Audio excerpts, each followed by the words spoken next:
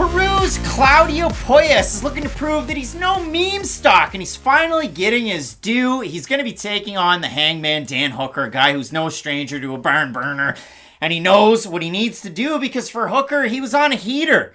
During the pandemic, Dan Hooker went off, and then it started to go downhill. I mean, he took on Dustin Poirier, he took on Michael Chandler, he has a lost Islam Makhachev, he has a lost Arnold Allen.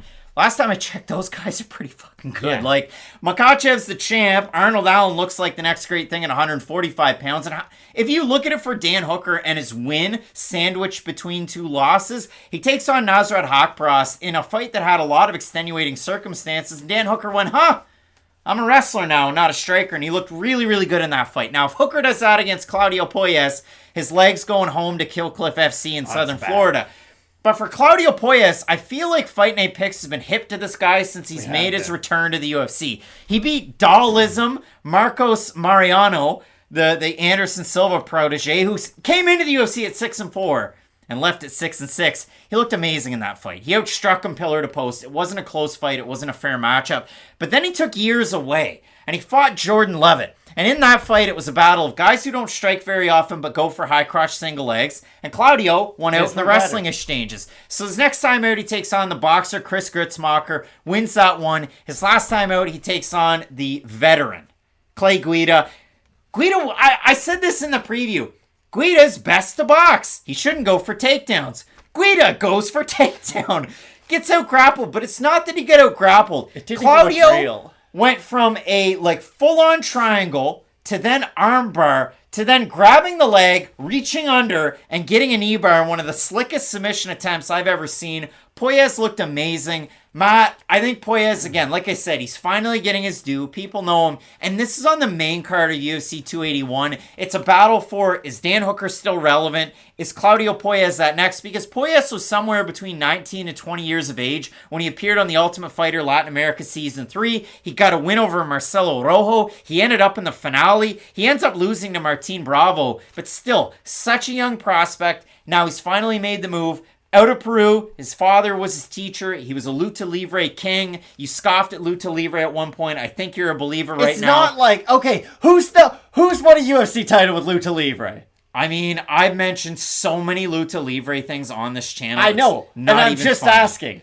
I mean, Marco Huas would have if he didn't get fights that were turned down. Perfect. But my point is, for Puelles, he's on that next Kill Cliff FC. You go to his Instagram right now. Obviously, Michael Chandler's on this card, but I'll be gosh darned if I wouldn't say that he's training primarily with Eddie friggin' Alvarez for this one. This is a close fight, but it won't be by the time it's over, and that's a weird thing to say, because it's a difficult fight to tell you who's going to win, because Puelles has such a big advantage with his own offensive grappling and with his submission ability, of course, but Dan Hooker's way better on the feet, and it's not even close whatsoever. So there's the numbers right there. And for Claudio Puelles, again, in his last 3 fights, since the Jordan Levitt fight, he rounded out his training camp going to then, what was it, Hard Knocks, Sanford, now it's Kill Clip, but rounded it out there. Now he's made that his base and his home.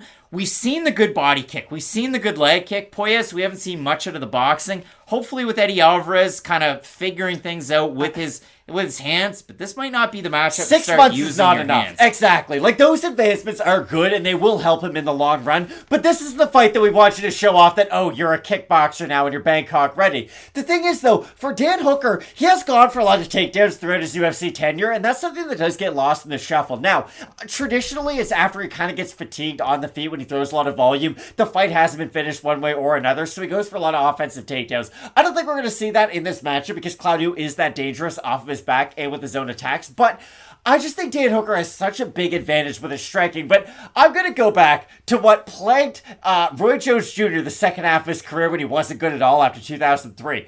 Roy Jones Jr. went up to heavyweight against John Ruiz and won the heavyweight title, even though he was like a super middleweight, light heavyweight, middleweight.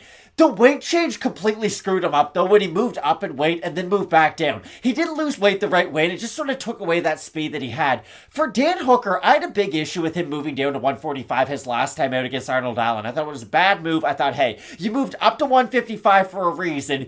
Weight cutting normally doesn't get easier as you get older. Like, this is not a recipe for success. So I'll be very curious to see if Dan Dan Hooker will be the same Dan Hooker this time around. Now, I hope we do get that kind of Hangman Dan Hooker, that one who is in a fight of the night every single time out there, because if that is the case, he's a difficult test for any young up-and-coming prospect, and that's what Claudio Puelles is at this stage of his career.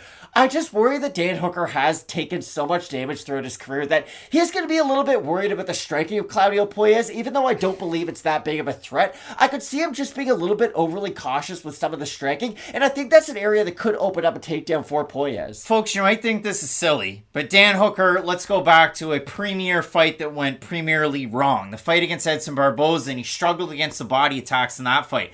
If Claudio has anything, it's his leg kicks and it's his body kicks. They're snappy and there's a lot of power on both of them. But he won't get going with the hands, which is something that Dan Hooker, again, you saw the graphic, he excels in. Now for Puelles, training with Eddie Alvarez, as I mentioned, Gilbert Burns to get ready for this one, and Ian Escusa, a Peruvian Muay Thai artist who's very, very good. And if you do look at it, for Puelles, educated takedowns, high crotch single legs, and he has 3 knee bar wins in the UFC. The first one, he was getting beat pillar to post over Felipe Silva, or against Felipe Silva. His eyes swollen up, and he ends up getting that finish, and it's great. But again, if you do look at it for Dan Hooker, the volume's there, the power's there. If he can defend the takedown, stay on the outside, Hooker can get the win. It very much is a clash of styles. So you look at the odds, Hooker open minus 200. He's a minus 165 right now, so the line has shifted towards Claudio Puelles. Puelles opened at a plus 170, plus 135 right now, so we have a look at the Topology votes. Surprise to us, they are to you. And I'm going to say that experience favors Hooker with the fans. I'm going to say over under 70%. I think it'll be over. It's going to be over? No. 1,021 total votes in Topology. We don't know what's going on. 55% Puelles, 18% by decision, 72% by submission. For the 45% that have Hooker, 59% by decision, 32% by knockout. So the fans have Puelles to win. The odds are closing in slightly on Puelles. Eager to see where they are when we do question mark kicks on Saturday. But again, when you look at this one, Matt, I mean, Puelles growing into the martial artist, started on the Ultimate Fighter at 19, 20 years of age. Now he's 26. Puelles gets a slot on the main card, and a lot of people think he's going to win. However, the odds favor Hooker here. Like what I said about some other fighters on losing streaks, at a certain point, it's time to stop. And with Dan Hooker, like you had mentioned, he's only lost to great fighters, like Dustin Poirier, Michael Chandler, Islam Makhachev, current champion, and Arnold Allen, a guy who could fight for the title sooner rather than later at 145. I think all those fighters are significantly better than Claudio Puelles. I don't think that's a hot take by any means. Now, Claudio could become one of those fighters in the future. What I do think about Dan Hooker is he's kind of the gatekeeper between the very good and the great fighters in the division.